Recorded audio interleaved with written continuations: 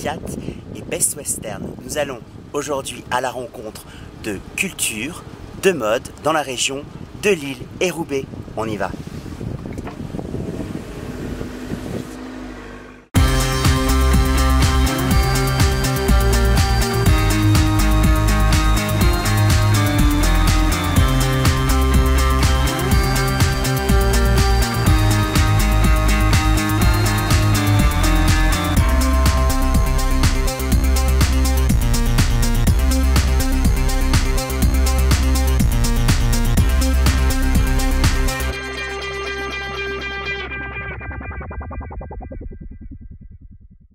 William Arletty pour le Fashion Post avec Lynn Weber.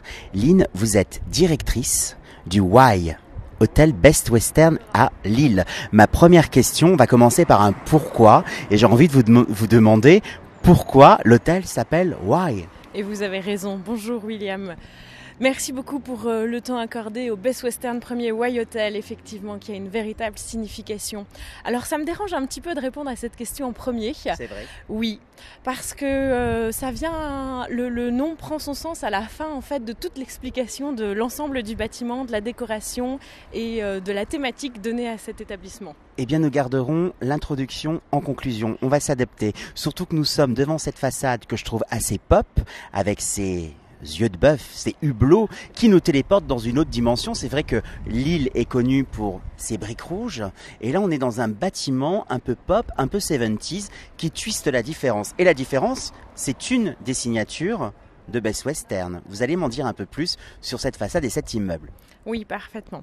Alors, effectivement, on est sur un bâtiment des années 70, donc un bâtiment administratif à l'origine. D'où les façades, enfin les fenêtres ovales et cette façade complètement atypique dans un cadre normalement, effectivement, de briques rouges. C'est le parti pris de l'hôtel et en fait c'est toute la déclinaison de la décoration de l'hôtel qui vient de là. Bien entendu, l'architecture lilloise ne nous a pas permis de modifier la façade, donc on a gardé cette façade années 70 et on décline toute la décoration sur ce thème. Au niveau de la décoration, comment est-ce que vous avez transformé un bâtiment administratif en hôtel et c'était quoi le process? Est-ce qu'il y a un architecte qui est intervenu? Est-ce qu'il y a des décorateurs, plusieurs décorateurs ou un seul décorateur? Ça a été quoi le process dans cette transformation? Alors en fait, tout le mérite revient à la propriétaire, Madame Lelieur, bien entendu accompagnée de Monsieur Lelieur aussi, puisque lui va gérer toute la partie technique qui a été une vraie prouesse technique en fait, puisqu'il a fallu créer des cages d'escalier percées au travers des différents étages. Et elle s'est occupée de toute la décoration, assistée effectivement par quelqu'un qui l'a aidée dans le projet, mais c'est elle qui a mené toute la décoration indépendamment. D'accord, écoutez, je vous propose d'aller voir à l'intérieur ce qui se passe. Hein, on y va et puis on va continuer. J'ai envie de tout savoir sur ce bel établissement. Voilà, vous allez tout me dire sur ce bel établissement qui commence évidemment par son lobby et sa réception. Tout à fait, effectivement. La réception, en fait, donc est déclinée pareil sur la thématique des années 70. On peut regarder d'ailleurs, on trouve un buffet en formica de cette belle bulle de verre et derrière un papier peint au motif psychédélique qui vient en fait d'une planche photographique floutée qui date des années 70 également, qui a été agrandie et qui a été spécialement transposée sur une tapisserie en soie pour cet hôtel. Voilà, de nouveau derrière la réceptionniste, on voit en fait tout simplement un meuble avec de nouveau des formes ovoïdes. Qui rappellent les fenêtres. Tout à fait, voilà. Donc on est toujours dans cette thématique des années 70. On est dans une thématique 70, mais on a quand même des matériaux comme le bois, on a ces lainages qui rhabillent ces fauteuils. Ça donne un esprit très confort, très cocooning. Alors très chaleureux, oui, bien entendu. C'est aussi le souhait en fait et le parti pris de cet établissement. Petit établissement, hein, on le verra plus tard, peut-être 46 chambres. Donc on n'est pas un boutique hôtel puisque on a quand même un restaurant, un bar, on est ouvert sur une clientèle extérieure à notre hôtel, mais pour autant voilà, très confort, très cosy, 46 chambres, donc on a voulu également y apporter de la matière, le bois, pareil dans les salles de bain on verra, et dans les chambres beaucoup de parquets massifs, toujours apporter un peu de matière en fait et de densité dans le choix du mobilier pour cette chaleur. La chaleur est en adéquation avec l'accueil de votre équipe. Il y a combien de personnes qui travaillent dans cet hôtel? Alors, on a à peu près 35 personnes qui travaillent. Effectivement, c'est un axe majeur du service et de la qualité attendue par nos clients. C'est le confort, le bien-être. On parle souvent de petits plus en hôtellerie, de dames, etc. Et en fait, je pense qu'ici, on fait un véritable travail pour que chaque séjour client soit certes unique, mais soit surtout une expérience et non pas juste un moment en chambre. C'est le savoir recevoir à la française que vous voulez perpétuer? Tout à fait. On dit souvent qu'un séjour, et d'ailleurs ça vient dans la notion de Best Western premier, c'est-à-dire satisfaire aux premiers besoins du voyage, c'est-à-dire savoir vivre, l'art de vivre en fait du lieu qu'on découvre. Et effectivement, je pense que c'est l'art de vivre est d'une importance capitale quand on voyage. D'ailleurs, les clients sont accueillis avec une petite maxime dans leur chambre sur les mots d'accueil, voilà, qui dit que le véritable voyage n'est pas forcément celui de la découverte, mais aussi celui qu'on aime transposer nous-mêmes, quoi. C'est une belle transition pour prendre l'ascenseur et monter dans les étages. On y va? Avec plaisir. Allez, on y va.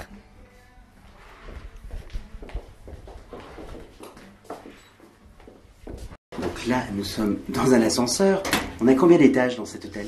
Alors, on a 6 étages de chambre et un 7e étage qui est malheureusement pas exploité aujourd'hui puisque le plan d'urbanisation de la ville ne nous le permet pas. Mais on aurait aimé faire des chambres panoramiques au 7e étage. Donc peut-être bientôt un 5e étage.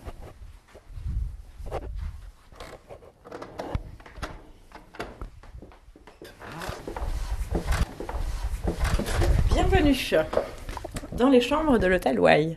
Alors, qu'est-ce que cette chambre a de particulier comme signature?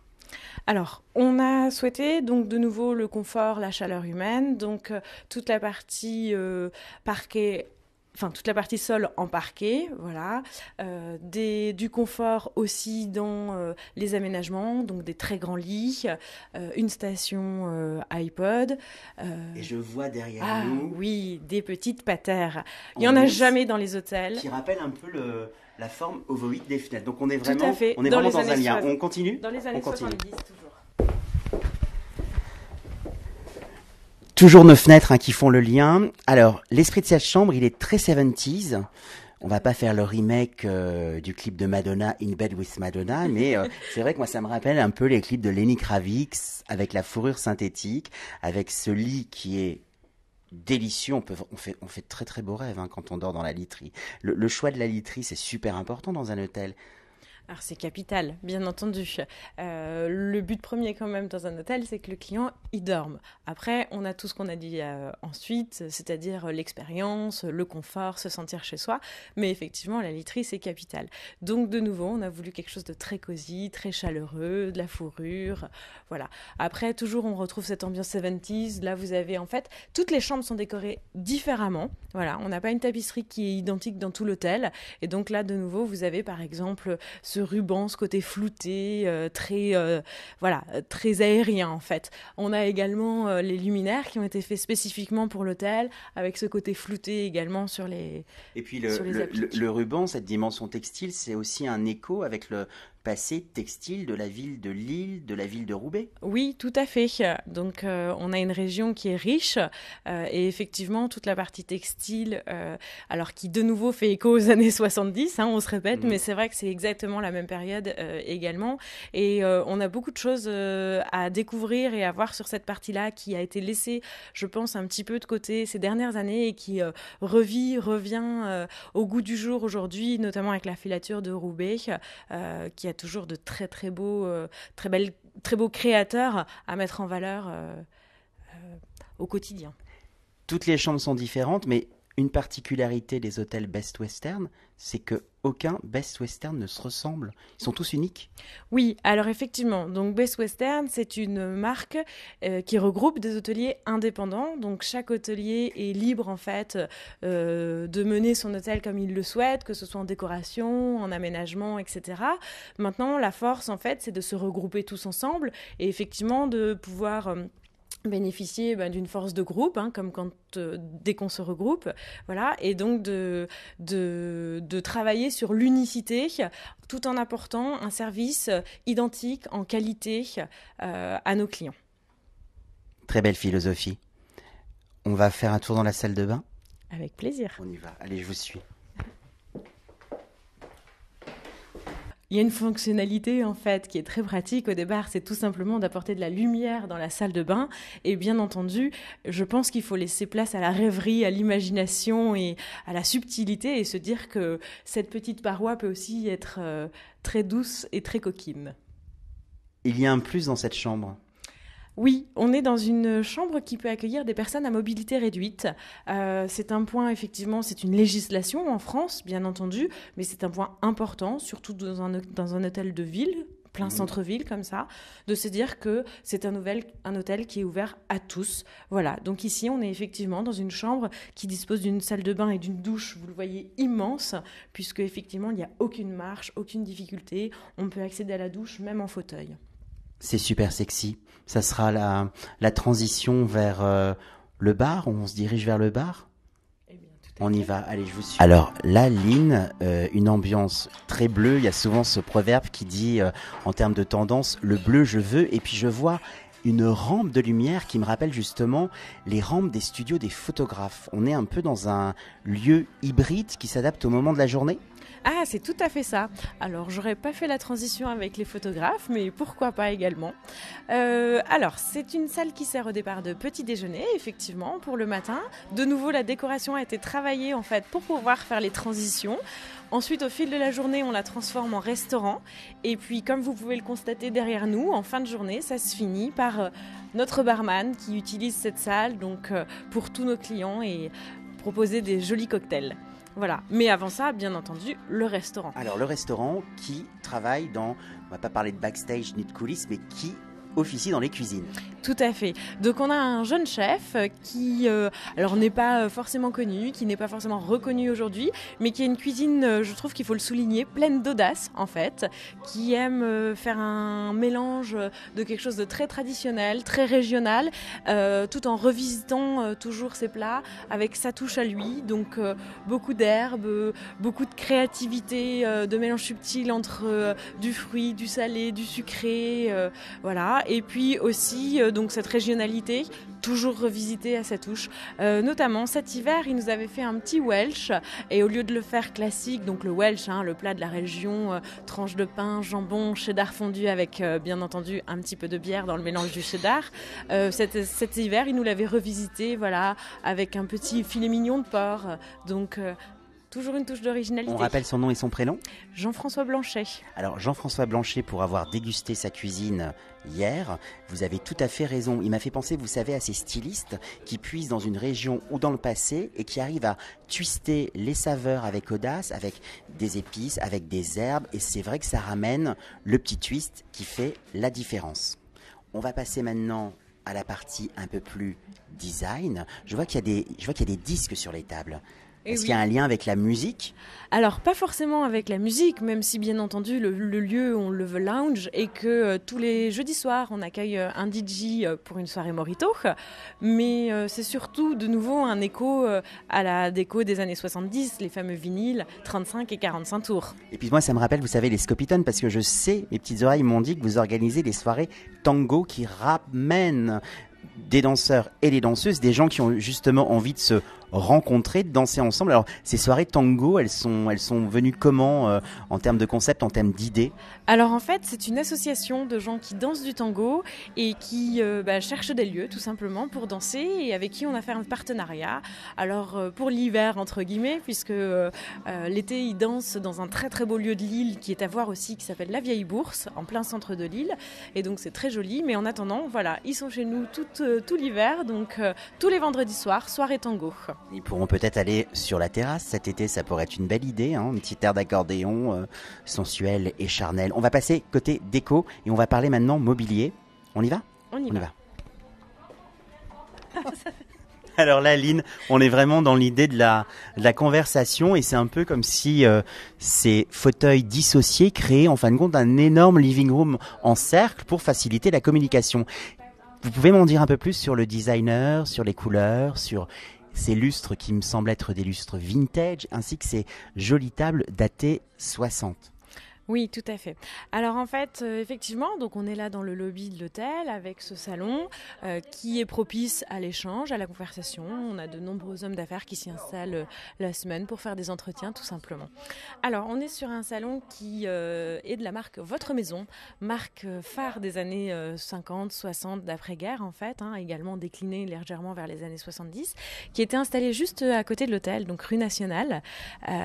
Donc un bel écho de nouveau à Lille et un bel écho aux années 70. Donc c'est haut en couleurs, orange, jaune, bleu, vif, toujours dans cette dynamique de couleurs très pétantes des années 70. Et donc mobilier Votre Maison par Guilherme Chambron, donc, qui avait créé cette ligne-là juste après la guerre. Également, les petites tables, donc tables gigogne ou tables qui montent et qui descendent, puisque la table qui est juste en face de nous, en fait, peut aussi servir de table à déjeuner. Voilà. Et puis pour finir, les lustres. Alors on est dans une autre dynamique. Les lustres, c'est un grand moment parce que c'est chiné en brocante. Donc c'est des beaux dimanches. À la brocante de Lille? Alors non pas à la brocante de Lille, pas forcément pas à la braderie, mais on a en fait un petit endroit comme à Paris, très sympa pour chiner, qu'on appelle les puces aussi, qui s'appelle les puces de Saint-André. Voilà, qui est de nouveau une belle image de Lille, puisque ce sont des anciens hangars d'usines qui ont été rachetés par 20 propriétaires différents, qui sont des brocanteurs et qui effectivement proposent toutes sortes d'objets d'antiquité. Lynn, on sent que vous aimez cette région. Vous êtes originaire de la région, vous? Pas du tout. Pas du tout. Je n'ose pas révéler mon origine. Pourquoi? Moi, je suis originaire de Meuse, donc... Ah bah alors, on est tout proche. J'habite à 3 km de la Meuse à l'origine. Je suis des Vosges, mais de la plaine des Vosges. Voilà. Okay. Pour autant, j'ai adopté cette région parce que la région nous adopte, tout simplement. On a une chaleur humaine ici et les gens sont fortement sympathiques, ce qui nous fait envie d'y rester. Une ville très dynamique, très jeune, très vivante, pleine d'expositions, une région vraiment riche. Ça aurait pu être une très très belle conclusion, mais je repense à mon introduction et je reviens au why et au pourquoi. Alors pourquoi l'hôtel s'appelle Why? Ah, vous avez raison, je vais vous le dévoiler enfin. Alors en fait, c'est tout simplement un écho contraire à toute ces années 70 et toute cette déclinaison sur la décoration des années 70. Et donc on va piocher dans la génération opposée à la génération des années 70, c'est-à-dire celle qui en découle, et donc qui est la génération Y, donc les Y. Merci beaucoup et à bientôt. Avec plaisir. Et au plaisir de revenir dans votre charmant hôtel. En tout cas, on le conseille à tout le monde. Une équipe sympathique, un service impeccable. Et vous êtes à l'image de cet hôtel qui est un autoportrait, pétillante, souriante, colorée. Et puis, vous êtes chaleureuse comme le sont les Lillois. Merci beaucoup, Lynn Weber. C'était William Arlotti pour le Fashion Post. Merci à vous, William.